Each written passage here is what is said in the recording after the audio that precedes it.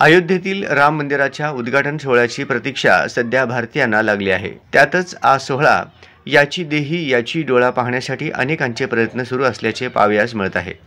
त्यातच राम मंदिराच्या लोकार्पणानिमित्त जगभर विविध धार्मिक कार्यक्रमांचे आयोजन करण्यात आले आहे।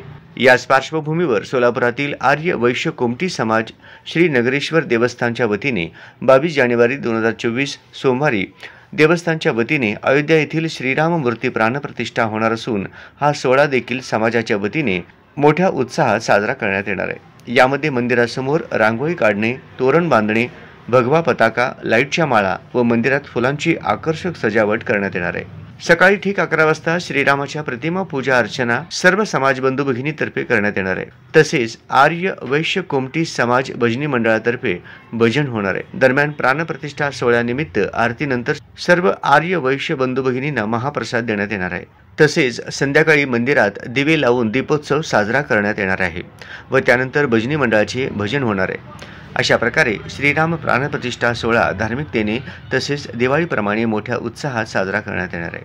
सोहळा यशस्वी करण्यासाठी श्री नगरेश्वर देवस्थान पंच कमिटीचे पदाधिकारी व भक्तगण परिश्रम घेत आहेत। 22 जानेवारी रोजी आपण अयोध्येतील श्रीरामाच्या प्राणप्रतिष्ठेचा सोहळा आपण नगरेश्वर मंदिरामध्ये साजरा करणार आहे।